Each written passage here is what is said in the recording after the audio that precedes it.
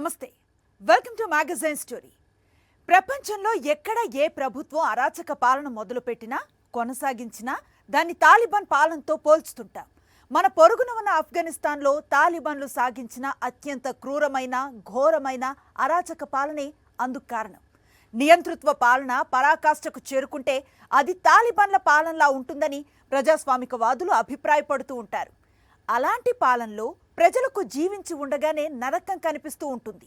హక్కులనే మాటకు విలువే ఉండదు. ప్రతిపక్ష పార్టీల గొంతు నొక్కటం సర్వసాధారణంగా మారిపోతుంది. అంతా పాలకుల ఇష్టం ప్రకారమే జరుగుతుంది. ప్రజాస్వామ్యం అనే పదం డిక్షనరీలో దివిటీ పెట్టి వెతికినా కనిపించదు. అలాంటి నీచ నికృష్ట ఘోరమైన పాలనను తలపించేలా ఆంధ్రప్రదేశ్లో కూటమి పార్టీల పాలన ఉందని ప్రతిపక్ష వైఎస్ఆర్సీపీ ఆరోపిస్తోంది. సాక్ష్యాలతో సహా విమర్శిస్తోంది. ఇదేమి రాజ్యం అని నినదిస్తోంది. Welcome to magazine story. కూటమి పార్టీల పాలన మొదలై 9 నెలలు, మరో 3 నెలలు గడిస్తే ఏడాది అవుతుంది. ఎన్నికలకు ముందు ఇచ్చిన హామీలు అమలు కావటం లేదు. సూపర్ 6 హామీలను అమలు చేస్తామని ఆ పేరుతో ఊదరగొట్టిన చంద్రబాబు, లోకేష్, పవన్ కళ్యాణ్, పురంధేశ్వరి అధికారంలోకి రాగానే మాట తప్పారు. ఊసర వెల్లులు సిగ్గుపడేలా రంగులు మార్చారు. తాము ప్రకటించిన హామీలను అమలు చేయలేమని మొహమాటం లేకుండా చెప్పేస్తున్నారు. సంపద సృష్టిస్తామని చెప్పిన నోటితోనే అదేంటో తెలియదని తెలిసిన వారెవరైనా చెవిలో చెప్పాలని నిస్సిగ్గుగా ప్రజల్నే అడుగుతున్నారు. వైఎస్ జగన్ పాలనలో అమలైన అనేక ప్రజాదరణ పథకాలు అమలు కావటం లేదు. విద్య, వైద్యం, వ్యవసాయం లాంటి కీలక రంగాలు తీవ్రంగా నిర్లక్ష్యానికి గురయ్యాయి. సంక్షేమాభివృద్ధి అంటే అర్థమే మార్చేశారు. వాటి తాలూకు పథకాలు, కార్యక్రమాల గురించి అడిగితే చాలు ఏదో ఒక కేసు పెట్టి జైలు పాలు చేస్తున్నారు. ప్రజాస్వామ్యాన్ని, రాజ్యాంగ విలువలను తుంగలో తొక్కి ప్రతిపక్షాన్ని అనగదొక్కుతున్నారు. కూటమి పార్టీల పాలన మొదలై 9 నెలలు, మరో 3 నెలలు గడిస్తే ఏడాదవుతుంది.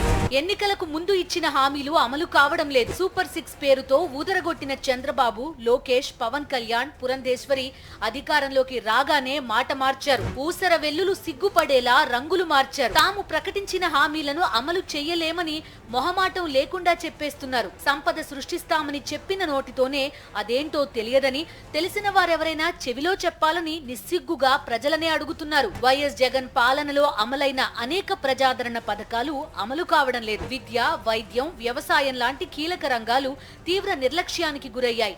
సంక్షేమాభివృద్ధి అంటే అర్థమే మార్చేశారు. వాటి తాలూకా పథకాలు, కార్యక్రమాల గురించి అడిగితే చాలు ఏదో ఒక కేసు పెట్టి జైలు పాలు చేస్తున్నారు. ప్రజాస్వామ్యాన్ని, రాజ్యాంగ విలువల్ని తుంగలో తొక్కి ప్రతిపక్షాన్ని అణగదొక్కుతున్నారు. ప్రపంచ వ్యాప్తంగా ప్రజాస్వామ్య ప్రభుత్వాల్లో ప్రతిపక్షానికి అత్యధిక ప్రాధాన్యతనిచ్చారు. ప్రభుత్వం తప్పులు చేస్తుంటే వాటిని పసిగట్టి ప్రజల తరపున ప్రశ్నించే హక్కు ప్రతిపక్షానిదే. సర్కార్ కళ్ళు మూసుకుని పాలన చేస్తుంటే పాలకుల కళ్ళు తెరిపించే బాధ్యత అపోజిషన్ పార్టీలదే. కన్ను మిన్ను కానకుండా అధికార పార్టీ అడ్డగోలుగా వ్యవహరించకుండా చూడాల్సిన ప్రధానమైన రెస్పాన్సిబిలిటీ అపోజిషన్దే. అదే విషయాన్ని ఆంధ్రప్రదేశ్ ప్రభుత్వానికి తెలిసేలా పదే పదే చెబుతున్నారు వైఎస్ఆర్సీపీ అధినేత, మాజీ ముఖ్యమంత్రి వైఎస్ జగన్మోహన్ రెడ్డి. ప్రస్తుతం అసెంబ్లీలో ఉన్న 4 పార్టీల్లో 3 పార్టీలు అధికారంలో ఉన్నాయి. చంద్రబాబు ఆధ్వర్యంలో కూటమి ప్రభుత్వాన్ని నడుపుతున్నాయి. ఇక 4వ పార్టీ వైఎస్ఆర్సీపీ ప్రతిపక్షంలో ఉంది. కాబట్టి వైఎస్ఆర్సీపీకి ప్రతిపక్ష హోదా ఇవ్వాల్సిందేనని ఆ పార్టీ అధినేత వైఎస్ జగన్మోహన్ రెడ్డితో పాటు ఇతర నేతలు గట్టిగా డిమాండ్ చేస్తున్నారు. మా పార్టీ తరఫున మేము అందరం కలిపి ముక్త కంఠంతో శాసనసభ్యులు, శాసనమండలి సభ్యులు అందరం మా నాయకుడితో కలిపి అందరం కూడా ముక్త కంఠంతో ఒక డిమాండ్ చేశాం. రాష్ట్రంలో ప్రజాస్వామ్యాన్ని పరిరక్షించాలని. ప్రతిపక్షం అంటే అది ప్రజల పక్షం. ప్రజల వాడిని వినిపించేది ప్రతిపక్షం. వచ్చిన ఇబ్బందులు చెప్పేది ప్రతిపక్షం. ప్రజలు పడుతున్న కష్టాలను తెలియజెప్పేది ప్రతిబింబించేది ప్రతిపక్షం. అలాంటి ప్రతిపక్షానికి దానికి ఇవ్వాల్సిన గౌరవాన్ని, హోదాన్ని ఇవ్వకుండా రాజ్యాంగాన్ని చేతితో తీసుకుంటున్న ఈ ప్రభుత్వాన్ని డిమాండ్ చేస్తాం. ప్రతిపక్ష హోదా ఇవ్వాలి మాకు. ఎందుకంటే ఏ రకంగా ఆలోచన చేసుకున్నా సభలో ఉండి 2 పక్షాలు, ఒకటి కూటమి అధికార పక్షం, కూటమి 2 ప్రతిపక్షం వైఎస్ఆర్సీపీ పార్టీ. కాబట్టి ప్రతిపక్షంగా ఉన్న మాకు ఆ హోదా కల్పించాలని మేము డిమాండ్ చేస్తాం. ప్రతిపక్ష హోదా కావాలని 8 నెలలుగా వైఎస్ఆర్సీపీ డిమాండ్ చేస్తూనే ఉంది. అయినా సరే చంద్రబాబు నిరంకుశ పోకడలు పోతూ పట్టించుకోవడం లేదు. వైఎస్ఆర్సీపీ అధ్యక్షుడు వైఎస్ జగన్మోహన్ రెడ్డి అనుమానించినట్టుగానే మొదటి నుంచి చంద్రబాబు అత్యంత దుర్మార్గంగా వ్యవహరిస్తున్నారు. శాసనసభలో ప్రజల గొంతుకను వినిపించనివ్వకుండా రాష్ట్రంలో ప్రతిపక్షమే లేకుండా చేయాలనే కుట్రతో పనిచేస్తున్నారు. గతంలో శాసనసభ వ్యవహారాల మంత్రి పయ్యావుల కేశవ్ మాట్లాడుతూ 10% సీట్లు వస్తేనే ప్రతిపక్ష హోదా దక్కుతుందని అనడం బాబు దుర్బుద్ధికి నిదర్శనమని అప్పట్లో విమర్శలు వచ్చాయి. వైఎస్ జగన్ కు ప్రతిపక్ష హోదా దక్కే అవకాశమే లేదని, ఆయన వైఎస్ఆర్సీపీ శాసనసభాపక్ష నేతగా మాత్రమే ఉంటారని పయ్యావుల కేశవ్తో చంద్రబాబు చెప్పించిన సంగతి తెలిసిందే. అయితే ఇక్కడ చంద్రబాబు కావాలనే విస్మరించిన అంశం ఒకటుంది. 10% సీట్లు ఉంటేనే ప్రధాన ప్రతిపక్షంగా గుర్తించాలన్న నిబంధన దేశంలో ఏ చట్టంలోనూ లేదనే విషయం చంద్రబాబుకు తెలియందేమీ కాదు.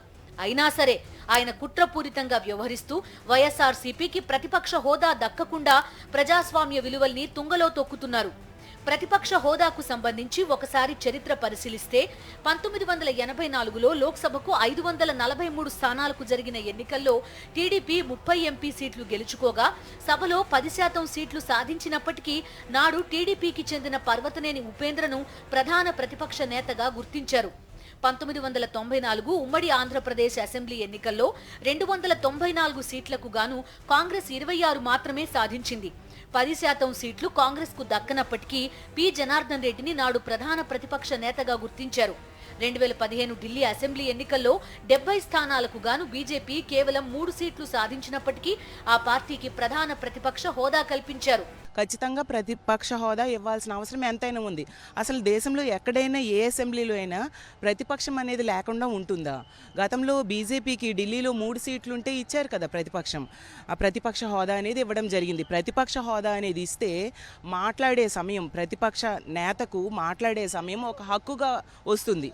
ప్రజల సమస్యల మీద ప్రశ్నించవచ్చు, ప్రజల సమస్యల మీద నిలదీయొచ్చు, అన్ని రకాలుగా మాట్లాడడానికి అవకాశం వస్తుంది. దాన్ని లేకుండా చేయడం కోసం ఈ కూటమి ప్రభుత్వం అధికారంలోకి వచ్చిన దగ్గర నుంచి కూడా ఆ అవకాశాన్ని మా వైఎస్ఆర్ కాంగ్రెస్ పార్టీకి ఇవ్వట్లేదు. దీని మీద మేము హైకోర్టుకు కూడా వెళ్ళడం జరిగింది. కానీ కౌంటర్ పిటిషన్ కూడా స్పీకర్ గారు వేయట్లేదు. అంటే అలా లేట్ చేస్తూ అలా ప్రతిపక్ష హోదా ఇవ్వకుండా చేయడానికి ప్రయత్నిస్తూ ఉన్నారు. విపక్షంలో ఏ పార్టీకి ఎక్కువ సీట్లు ఉంటే ఆ పార్టీని ప్రధాన ప్రతిపక్షంగా గుర్తించి ఆ పార్టీకి చెందిన లోక్సభ, రాజ్యసభ, శాసనసభ, శాసన మండలి పక్ష నేతను ప్రధాన ప్రతిపక్ష నేతగా గుర్తించాలని salary and allowances of leaders of opposition in parliament act 1977లో సెక్షన్ 1 స్పష్టంగా చెబుతోంది. Andhra Pradesh payment of salaries and pensions disqualification act 1953 section 12B కూడా ఇదే అంశాన్ని స్పష్టం చేస్తోంది. రాజ్యాంగంలోని 208వ అధికరణ కింద ఆంధ్రప్రదేశ్ అసెంబ్లీ నోటిఫై చేసిన సభా ప్రవర్తన నియమావళిలో ఫలానా సంఖ్యలో సీట్లు వస్తేనే ప్రధాన ప్రతిపక్షంగా గుర్తించాలనే నిబంధనను ఎక్కడా పొందుపరచలేదు. ఈ నేపథ్యంలో ఏ పార్టీకైనా 10% సీట్లు వస్తేనే ప్రతిపక్షంగా గుర్తించాలనే నిబంధన దేశంలో ఏ చట్టంలోనూ లేదని రాజ్యాంగ నిపుణులు పదే పదే చెబుతున్నారు. రాష్ట్ర శాసనసభలో ఉన్న ఒకే ఒక్క విపక్షం వైఎస్ఆర్సీపీ మాత్రమే అనే విషయం సీఎం చంద్రబాబుకు, స్పీకర్ చింతకాయల అయ్యన్న పాత్రునికి తెలియందేం కాదు. ఈ క్రమంలో చట్ట ప్రకారం వైఎస్ఆర్సీపీ అధినేత వైఎస్ జగన్ కు ప్రతిపక్ష హోదా కల్పించాలని ఆ పార్టీ నేతలు డిమాండ్ చేస్తున్నారు. ప్రధాన ప్రతిపక్ష హోదా ఇవ్వాలంటే సభలో 10% సీట్లు సాధించి ఉండాలని చట్టంలో ఎక్కడా లేదు. విపక్షంలో ఎవరికి ఎక్కువ సీట్లు ఉంటే వారికే ప్రధాన ప్రతిపక్ష హోదా ఇవ్వాలని చట్టం స్పష్టం చేస్తోంది. పార్లమెంట్లో గాని ఉమ్మడి ఆంధ్రప్రదేశ్లో గాని అదే పని చేశారు. అయినా సరే ఆ విషయం తెలిసినా సరే చంద్రబాబు రాజకీయ కక్ష సాధింపుకు పాల్పడుతూ వైఎస్ఆర్సీపీకి ప్రతిపక్ష హోదా ఇవ్వకుండా ప్రజాస్వామ్య విలువల్ని అపహాస్యం చేయడం సర్వత్రా చర్చనీయాంశంగా మారింది. ప్రస్తుతం ఏపీ అసెంబ్లీలో ఉన్నది 4 పార్టీలు మాత్రమే.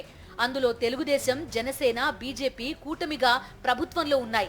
ఇక మిగిలిన ఏకైక పార్టీ వైఎస్ఆర్ కాంగ్రెస్ పార్టీ మాత్రమే. ఈ నేపథ్యంలో ప్రధాన ప్రతిపక్ష హోదా వైఎస్ఆర్ కాంగ్రెస్ పార్టీకే రావాల్సి ఉంది. కానీ కూటమి ప్రభుత్వం దురుద్దేశంతో వ్యవహరిస్తూ వైఎస్ఆర్ కాంగ్రెస్ పార్టీకి ప్రతిపక్ష హోదా ఇచ్చేందుకు ముందుకు రాకపోవడం పట్ల రాజకీయ పరిశీలకులు ఆశ్చర్యం వ్యక్తం చేస్తున్నారు. 4.5 దశాబ్దాల పాటు రాజకీయాల్లో ఉన్నానని చెప్పుకునే చంద్రబాబు ఇలా దిగజారుడు రాజకీయాలకు పాల్పడడం సమంజసం కాదని అంటున్నారు. వైఎస్ఆర్ కాంగ్రెస్ పార్టీకి ప్రతిపక్ష హోదా ఇస్తే అది ప్రజా సమస్యలపై ఎక్కడ గట్టిగా నిలదీస్తోందనే భయంతో కూటమి పార్టీలు కుట్రలకు పాల్పడుతున్నాయి. ప్రతిపక్షంగా గుర్తిస్తే ఖచ్చితంగా అధికార పార్టీ తర్వాత ప్రతిపక్షానికి అసెంబ్లీలో తగిన సమయం ఇవ్వాల్సి ఉంటుంది. కాబట్టి ఆ మేరకు వైసీపీ సభ్యుల వాయిస్ ఎక్కువగా వినిపించి తమకు డ్యామేజ్ జరుగుతుందనే ఆందోళనతో కూటమి పార్టీలు దుర్మార్గ వ్యూహాలు పన్నుతున్నాయి. ప్రధాన ప్రతిపక్షం హోదానే ఇవ్వకపోతే ఇక వారి వాయిస్ బలంగా వినపడదు. కాబట్టి ఆ మేరకు తమకు మేలు జరుగుతుందని కూటమి పార్టీలు లెక్కలేసుకుంటున్నాయి. అందుకనే వైఎస్ఆర్ కాంగ్రెస్ పార్టీ చేస్తున్న ప్రధాన ప్రతిపక్ష హోదా డిమాండ్ను పట్టించుకోవటం లేదు. ప్రధాన ప్రతిపక్ష హోదా ఇచ్చేలా ఆంధ్రప్రదేశ్ ప్రభుత్వానికి దిశానిర్దేశం చేయాలని కోరుతూ గతంలోనే వైఎస్ఆర్సీపీ హైకోర్టులో పిటిషన్ దాఖలు చేసింది. ఆ పార్టీ వేసిన పిటిషన్కు కౌంటర్ దాఖలు చేయాలని అప్పట్లోనే హైకోర్టు కూటమి ప్రభుత్వాన్ని ఆదేశించింది. కానీ స్పీకర్ చింతకాయల అయ్యన్న పాత్రుడు ఇప్పటి వరకు ఆ పిటిషన్పై తన అభిప్రాయాన్ని చెప్పలేదు. ఆయనే గనక తన అభిప్రాయాన్ని చెప్పాల్సి వస్తే వైఎస్ఆర్సీపీకి వ్యతిరేకంగా చెప్పడం సాధ్యం కాదు. ఎందుకంటే రాజ్యాంగం ప్రకారం, చట్టం ప్రకారం నియమ నిబంధనలు వైఎస్ఆర్సీపీ వాదనే కరెక్ట్ అని చెప్తున్నాయి. కాబట్టి వైఎస్ఆర్సీపీ పిటిషన్పై తన ఒపీనియన్ చెప్పకుండా ఏపీ స్పీకర్ నాంచుతున్నారనే విమర్శలున్నాయి. ప్రజా సమస్యలపై గొంతెత్తే అవకాశం వైఎస్ఆర్ కాంగ్రెస్ పార్టీకి ఇవ్వకూడదన్నదే కూటమి ప్రభుత్వ నిర్ణయమని స్పీకర్ తన వ్యవహార శైలి ద్వారా చెప్పకనే చెబుతున్నారనే వాదన బలంగా వినిపిస్తోంది. దీనికి పవన్ కళ్యాణ్ మద్దతుగా నిలవడం, వైఎస్ఆర్సీపీకి ప్రధాన ప్రతిపక్ష హోదా రానే రాదు అని ఆయన మొండిగా వ్యాఖ్యానించడంపై వైఎస్ఆర్సీపీ నేతలు మండిపడుతున్నారు. 6% ఓట్లు తెచ్చుకున్న జనసేన నేత పవన్ కళ్యాణ్ 40% ఓట్లు సాధించిన వైఎస్ఆర్సీపీని విమర్శించడం ఎంత మేరకు సబబు అని వైఎస్ఆర్సీపీ నేతలు ప్రశ్నిస్తున్నారు. Deputy chief minister Pawan Kalyan గారిని నేను అడుగుతున్నా, మీరు నిర్వహిస్తున్నటువంటి డిప్యూటీ చీఫ్ మినిస్టర్ అనేటటువంటి పదవి రాజ్యాంగంలో ఉందా? ఉంటే చూపించండి. 10% సీట్లు ఖచ్చితంగా ఉండాలనే నియమం, నిబంధన రాజ్యాంగంలో ఉందా? ఉంటే చూపించండి. 6% ఓటింగ్ వచ్చినటువంటి మీరు డిప్యూటీ చీఫ్ మినిస్టర్ గారు, మీరు రాజ్యాంగం గురించి చెప్తారు. దాదాపు 40% వచ్చినటువంటి పార్టీని రోడ్డు మీద నిలబెట్టి 6% ఓటింగ్ లేనటువంటి మీ పార్టీకి deputy chief minister, PSC chairman ఎలా వచ్చింది మీకు? అసలు ప్రజాస్వామ్యం అంటే మీకు అర్థం తెలుసా? వైఎస్ఆర్సీపీకి ప్రధాన ప్రతిపక్ష హోదా ఇచ్చేందుకు ఇష్టం లేదన్న సంగతి గతంలోనే కూటమి నేతల మాటల్లో తేలిపోయింది. దీనిపై ముఖ్యమంత్రి చంద్రబాబు సహా speaker Ayyanna Patrudu, deputy speaker Raghuramakrishnaraju అనేకసార్లు మీడియా సమావేశాల్లోనే తమ బుద్ధిని బయటపెట్టుకున్నారు. ప్రధాన ప్రతిపక్ష హోదా ఇస్తే కూటమి ప్రభుత్వ వైఫల్యాలపై సుదీర్ఘంగా ప్రశ్నిస్తారనే భయం కూటమి పార్టీల నేతల్లో స్పష్టంగా కనిపిస్తోంది. ఇప్పటికే అధికారంలోకి వచ్చి 9 నెలలు కావస్తున్నా సూపర్ 6 హామీలను అమలు చేయడం లేదు. శాంతి భద్రతలు క్షీణించిపోయాయి. ఛార్జీల మోత మోగుతోంది.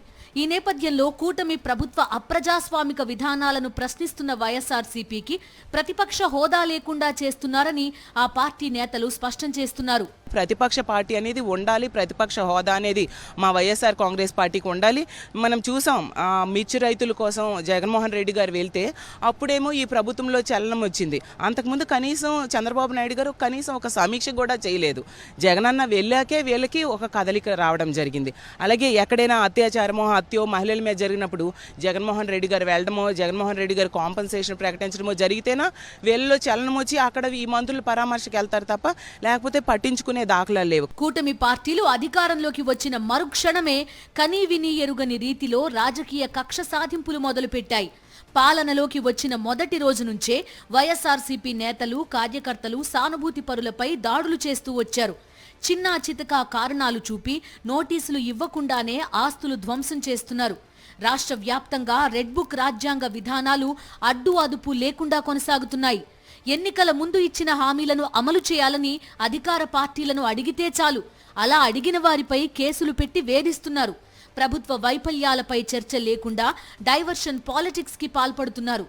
ఆఖరికి తిరుమల పవిత్ర లడ్డూను కూడా రాజకీయాల్లోకి లాగి చేతులు కాల్చుకున్నారు. అయినా బాబు సర్కార్ బుద్ధి తెచ్చుకోకుండా ప్రతిపక్షం గొంతును నొక్కుతూనే ఉంది. రాష్ట్రంలో శాంతి భద్రతలు అనేవి దివిటీ పెట్టి వెతికినా కనిపించడం లేదు. గతంలో జగన్ ప్రభుత్వంలో అమలైన సంక్షేమ పథకాలన్నింటినీ కొనసాగిస్తామని, ఏ పథకాన్ని నిలిపేసేది లేదని చెప్పిన చంద్రబాబు పాలనలోకి వచ్చిన తర్వాత యూటర్న్ తీసుకున్నారు. యూటర్న్లు తీసుకోవడంలో, ఊసర వెళ్లి సిగ్గుపడేలా రంగులు మార్చడంలో చంద్రబాబు తన రికార్డులను తానే బద్దలు కొట్టుకుంటూ దుర్మార్గ పాలనను తిరిగి మొదలుపెట్టారు. అన్ని వర్గాల ప్రజలకు వెన్నుపోటు పొడిచి ఆ విషయంలో తనకు తిరుగులేదని నిరూపించుకుంటున్నారు. రైతులకు కనీసం గిట్టుబాటు ధరలు కూడా లేకపోవడం దగ్గర నుంచి రాష్ట్రంలో శాంతి భద్రతలకు భంగం వాటిల్లడం, మహిళలు ఆడపిల్లలకు రక్షణ లేకపోవడం, దారుణ హత్యల వరకు అన్ని అంశాలపై వైఎస్ఆర్ కాంగ్రెస్ పార్టీ గట్టిగా ప్రశ్నిస్తోంది. గ్రూప్ 2 అభ్యర్థులను మోసం చేసిన తీరు, నిరుద్యోగుల జీవితాలతో ఆటలాడుకుంటున్న తీరును వైఎస్ఆర్ కాంగ్రెస్ పార్టీ నిలదీస్తోంది. ఈ నేపథ్యంలో ఈ 9 నెలల్లో చంద్రబాబు సర్కార్ వైఫల్యాలను అసెంబ్లీ సాక్షిగా వైఎస్ఆర్ కాంగ్రెస్ పార్టీ మరింత గట్టిగా నిలదీయడం ఖాయం కాబట్టి ఆ భయంతో ఆ పార్టీకి తగిన సమయం దక్కకుండా చూడాలనే కుట్రతో ప్రతిపక్ష హోదా దక్కకుండా చూస్తున్నారు. అందరికీ తెలుసు డాక్టర్ బిఆర్ అంబేద్కర్ నేతృత్వంలో రూపొందించిన రాజ్యాంగం గురించి. ఆ రాజ్యాంగం ప్రకారమే కేంద్ర రాష్ట్ర ప్రభుత్వాలు పాలన సాగిస్తున్నాయి. పార్లమెంట్ ఆమోదించిన ఆ రాజ్యాంగ విలువల ప్రకారమే ఇంతకాలం కేంద్రంలోనూ రాష్ట్రాల్లోనూ ప్రభుత్వాలు తమ విధానాలను రూపొందించుకొని ప్రజలకు సేవలు అందించాయి. కానీ విచిత్రంగా ఆంధ్రప్రదేశ్లో బిఆర్ అంబేద్కర్ రాజ్యాంగానికి విలువ లేకుండా పోతుంది. సీఎం నారా చంద్రబాబు నాయుడు తనయుడు లోకేష్ రూపొందించిన రెడ్ బుక్ రాజ్యాంగ విధానాలు అమల్లో ఉన్నాయి. చంద్రబాబు చెప్పినట్లుగా రాష్ట్రంలో రాజ్యాంగపరమైన పాలన కాకుండా రాజకీయ పరమైన కక్ష సాధింపుల అరాచక రాక్షస పాలన అన్ని రంగాల్లోకి పాకిపోయింది. అది ఆఖరికి అసెంబ్లీని కూడా వదల్లేదు. దేశంలో ఎక్కడా లేని విధంగా అసెంబ్లీ సమావేశాలను కవర్ చేయకుండా 4 టీవీ ఛానళ్లపై ఆంక్షలు విధించారు. సాక్షి టీవీతో సహా 4 ఛానళ్ల జర్నలిస్టులకు అనుమతిని నిరాకరించి ప్రజాస్వామ్య గొంతును, రాజ్యాంగ విలువల్ని ఖూనీ చేశారు. దేశంలో ఎక్కడా లేని విధంగా మీడియాపై వివక్ష కొనసాగటంపై సర్వత్రా విమర్శలు వెల్లువెత్తుతున్నాయి. వైఎస్ఆర్సీపీకి ప్రతిపక్ష హోదా ఇవ్వకుండా సీఎం చంద్రబాబు చేస్తున్న కుట్రను ఆ పార్టీ నేతలు చాలా వివరంగా తెలియజేస్తున్నారు. ప్రతిపక్ష హోదా ప్రాధాన్యతను మరోమారు ప్రజలకు వివరిస్తున్నారు. 40% ఓట్లు సాధించిన పార్టీకి ప్రతిపక్ష హోదా ఇవ్వడం ద్వారా ప్రజాస్వామ్య విలువల్ని కాపాడాలని గవర్నర్ను, స్పీకర్ను కోరుతున్నారు. దీనిపై హైకోర్టులో కేసు వేసినప్పటికీ ఫలితం రావడం లేదని, దానికి బాబు సర్కార్ నిర్లక్ష్యమే కారణమని మాజీ మంత్రి పెద్దిరెడ్డి రామచంద్రారెడ్డి ధ్వజమెత్తారు. కూటమి పార్టీల పాలన తాలిబన్లను తలపిస్తోందని విమర్శించారు. మాకు మాట్లాడే అవకాశం కావాలా, మమ్మల్ని వైఎస్ఆర్ కాంగ్రెస్ పార్టీని ప్రతిపక్షంగా గుర్తించాలా, మా నాయకుడు శాసనసభలో మాట్లాడేదానికి అవకాశం ఇవ్వాలని చెప్పి మొదటి నుంచి కూడా మేము నిరసన వ్యక్తం చేస్తూ ఉన్నాం. కోర్టును ఆశ్రయించాం. అదేవిధంగా కోర్టుకు జవాబు చెప్పే పరిస్థితిలో కూడా స్పీకర్ కానీ ప్రభుత్వం కానీ లేని పరిస్థితుల్లో ఈరోజు కూడా గవర్నర్ ముందు ధర్నా చేసి ప్రతిపక్షాన్ని హోదాను మాకు ఇవ్వాలా, అదేవిధంగా ప్రజాస్వామ్యాన్ని మీరు పరిరక్షించాలా. ఈ ప్రభుత్వం అనేక అబద్ధాలు అబద్ధం చెప్పకుండా అధికారంలోకి వచ్చినప్పటి నుంచి కూడా మేమేం చేస్తూ ఉన్నామని ప్రజలకు చెప్పడం లేదు. గత శాసనసభ సమావేశాల్లో కూడా మామూలుగా ప్రతిపక్షానికి పిఎస్సి ఇచ్చేవాళ్ళు, అది కూడా ఇవ్వకుండా వాళ్ళే పెట్టుకోవడం జరిగింది. ఇది ఎక్కడ కూడా భారతదేశంలో ఎప్పుడు కూడా జరగలేదు. మనకు తెలిసి తాలిబన్లకు తెలుగుదేశం పార్టీకి తేడా ఏం లేదు. ప్రభుత్వ అసమర్థతను కప్పిపుచ్చుకోవడానికి, లేనిపోని గొప్పలు చెప్పుకోవడానికి గతంలో హిట్లర్ లాంటి నియంతలు నానా గడ్డి కరిచారు. గోబెల్స్ అనే మంత్రి ద్వారా తప్పుడు ప్రచారాలు చేయిస్తూ ప్రజలను తప్పుదోవ పట్టించేవారు. అలాగే ఉత్తర కొరియా అధ్యక్షుడు కిమ్ కూడా ప్రతిపక్షం అనేది లేకుండా రాక్షస పాలన సాగిస్తున్నారు. అదే రీతిలో చంద్రబాబు పాలన ఉందని రాజకీయ పరిశీలకులు అభిప్రాయపడుతున్నారు. హిట్లర్ ప్రభుత్వంలో గోబెల్స్ అనే మంత్రి ఉన్నారు. ఇప్పటికీ కూడా ప్రపంచంలో గోబెల్స్ ప్రచారం అనే మాట చెప్పుకుంటూ ఉంటారు. ఆ గోబెల్స్ను ఆదర్శంగా తీసుకున్నటువంటి ఆంధ్రప్రదేశ్ ప్రభుత్వ అధినేత ఇప్పుడు సరికొత్తగా హిట్లర్ మార్గాన్ని అనుసరిస్తున్నారు. ప్రపంచంలో మీడియాను అణిచివేసి పరిపాలన చేయాలి, ప్రజల ఆకాంక్షలను, ప్రభుత్వ ప్రజా వ్యతిరేక విధానాలను మీడియాలో ప్రతిబింబించకుండా చూడాలి అనే తాపత్రయంతో ఈరోజు ప్రపంచంలో ప్రముఖ స్థానంలో ఉన్నటువంటి వ్యక్తి ఉత్తర కొరియా కిమ్. ఆ కిమ్ అడుగుదాడల్లో ఈరోజు ఆంధ్రప్రదేశ్ ప్రభుత్వం నడుస్తున్నట్టు కనిపిస్తుంది. కూటమి ప్రభుత్వ పాలన మొదలైనప్పటి నుంచే రాష్ట్రంలో పాశవిక దాడులు మొదలయ్యాయి. అమానుషంగా పాలన చేయడం మొదలుపెట్టారు. అయినా సరే ఎంతో సంయమనంతో వ్యవహరించిన మాజీ ముఖ్యమంత్రి వైఎస్ జగన్మోహన్ రెడ్డి 6 నెలల సమయం ఇచ్చి ఆ తర్వాతనే నిలదీద్దామని అన్నారు. ఆ ప్రకటన మేరకే ఆయన 6 నెలల తర్వాత ప్రజల పక్షాన కూటమి పార్టీల ప్రభుత్వాన్ని ప్రశ్నించడం మొదలుపెట్టారు. సాక్ష్యాలతో సహా కూటమి అపజయాలను ఎండగడుతున్నారు. అదే క్రమంలో అసెంబ్లీ సాక్షిగా ప్రజల తరపున గొంతు వినిపిద్దామని భావించారు. ప్రతిపక్ష హోదా తెచ్చుకోవడం ద్వారా తగినంత సమయం ప్రతిపక్ష సభ్యులకు వస్తుంది కాబట్టి ఆ హోదా ఇవ్వాల్సిందేనని, అది తమకు రాజ్యాంగం ఇచ్చిన హక్కు అని కూటమి ప్రభుత్వాన్ని డిమాండ్ చేస్తున్నారు. ఇది వాల్టి మ్యాగజైన్ స్టోరీ.